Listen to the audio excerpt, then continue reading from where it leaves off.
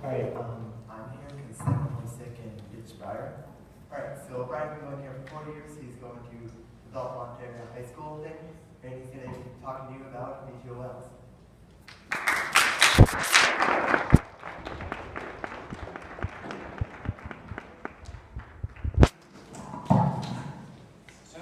So who here knows what a VTOL is? Well, the basic idea of a VTOL was a single standing body that could take off vertically and or land vertically.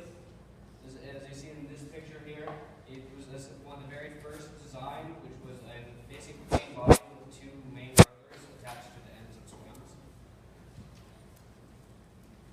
And what makes a VTOL a VTOL?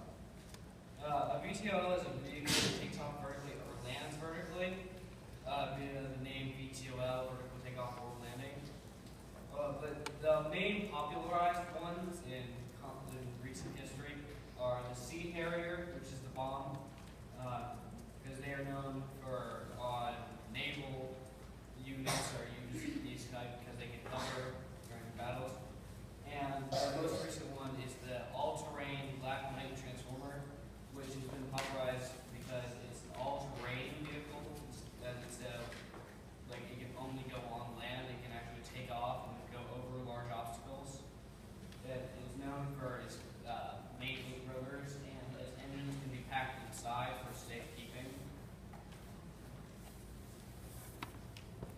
This is a nation VTOL. The Dragonfly has been around for hundreds and hundreds of years, and it's a VTOL considered because all of its wings are modular. It can take off at a spot and hover where it chooses, and with its wings it can do minor adjustments to turn which way. Why VTOLs are practical? There's a lot of things that people say they aren't practical because they're very dangerous to fly and they are very costly because they're new. But the practicality of them is they can get the speeds of a plane but land in small enclosed areas like where planes cannot land but have the same capabilities of a plane, like the holding capacity. You can hold troops and can carry large cargo to small areas. This is on the early VTOL, one of the very first ones. This was in 1954. This is the XFV-Mark I Pogo, which this one was getting famous for its dual props to keep it up. And it was they only made about 3 of these. There was 3 different types. There was the one you're seeing here that can just takes off. The second type is the Pogo, which was just made to hop small distances. And the third and the most favored was it's essentially the same as the one you see here, but it had struts, so wheels. So you can be landed either horizontally or vertically, and it can take off either horizontally or vertically. That's why they are favored, because most pilots are used to doing it. But they are also known for being able to go straight up, unlike any other plane at the time, because most would stall and fall back to the ground. This is one of the newest VTOLs. It's the MVT V-22. That's the militarized V-22, or just the V-22 is more just a cargo. But in this here, there's only about 160 of all of them together. Only about 160 of them made. They cost roughly $68.9 million to produce and sell one. They have a large lifting capacity. I believe it's 10,000 kilograms, or about 20,000 pounds. And that's when they're fully loaded with units in the back and pilots. The main difference between the militarized and the non-militarized: the militarized has a better gyroscope because it's made to stay stable in the air when being shot at, and trying to move away from people that are trying to take it down. It's also much faster than the civilian because it's not made to haul cargo. This is the fastest VTOL. It's the Yako Yak 141, which it's capable of 1,800 miles per hour. It's currently the world's fastest, but this was developed in the 90s. The 131 was the fastest before this, which this one's currently as fast as our Harrier jump jets, which are the R type of VTOL. This one's the fastest, even though it's older, mainly because their design was it had massive air intakes. But that was the downfall to it, because with its massive air intakes, it added weight, and they had to put their fuel down lower, and they couldn't carry as much. That's why ours goes slower but burn less fuel. Here's the types of VTOLs. The first one is converter plane. They can take off horizontally or vertically. So it doesn't matter, they can take off either way. But tilt rotor, it looks a lot like it. This one I have on the table is a tilt rotor. It cannot take off horizontally because the blades are so large they will hit the ground and they'll rip it apart. And the tilt wing, this one is not used much anymore, but this was used in early testing in the 60s, 70s. Instead of just tilting the engines, they would tilt the entire wing. So they tilt the wing up, just takes right off, and you move it down, and you go forward. The tail sitter is the one you saw in the first video.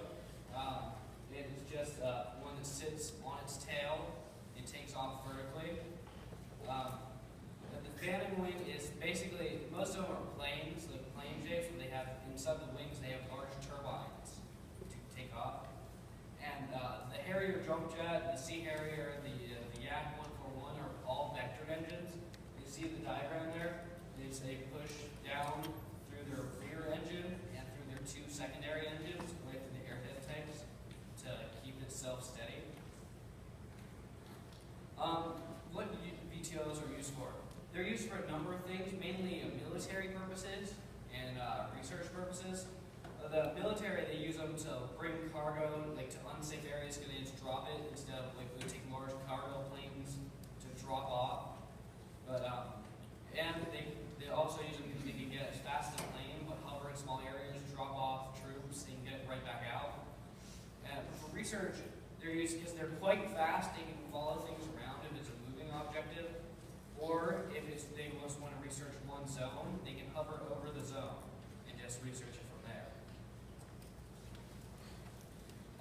This is the personal VTOL, which is most likely going to be produced within the next 5 to 10 years. This is a NASA design. It's called the Puffin due to its shape. But it was made to hold a single person from anywhere from 200 to 300 pounds. And it can go up to about 150 miles per hour if designed right, because they're working with that right now, just trying to get the engines to work.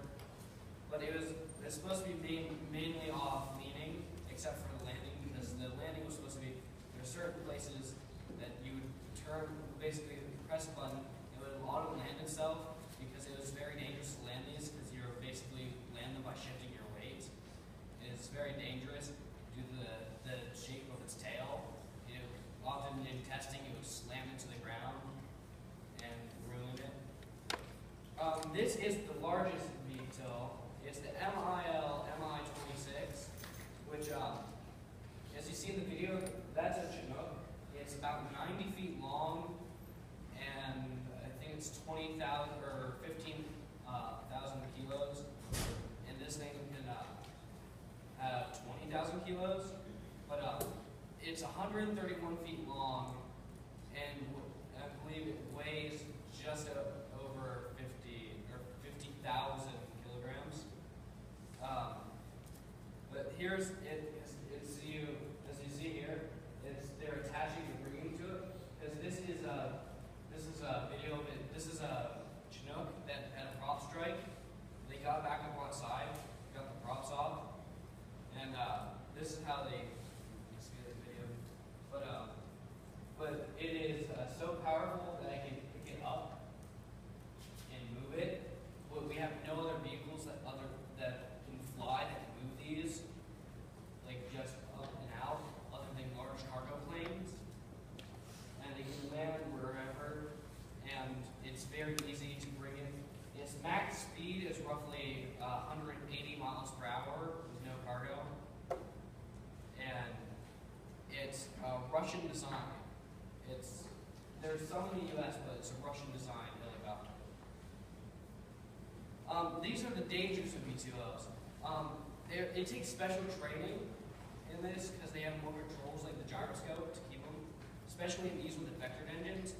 And all their fuel is stored at the bottom because they're weight. As you can see this one, this is the yak, but all this fuel is at the bottom and it looks like controlled speed, but it's slammed into the ground too hard. And the person in this does make it out, but what happened is when he landed, the gear punctured the tank and it leaked out onto the metal on the carrier, and then something caused a spark and it went up. As you see, he's coming around here. It's been running for a few seconds, and right about now, the guy ejects. You can kind of see him in the background. He's a little like that. But the main thing that crashes them is people not knowing how to fly them, because with vector engines in particular, you control the front two engines, not just the back engine. So you have to keep it balanced. Plus, the gyroscope is manual. I'm going to talk about a little company called Muller Incorporated. They were, in the 70s, they were doing turbine research, like with big turbines.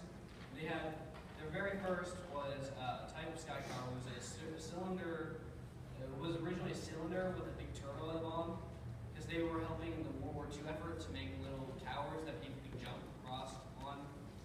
But they had a little disc eventually, it came down to a disc shape with 8 turbines in it to keep it up off the ground.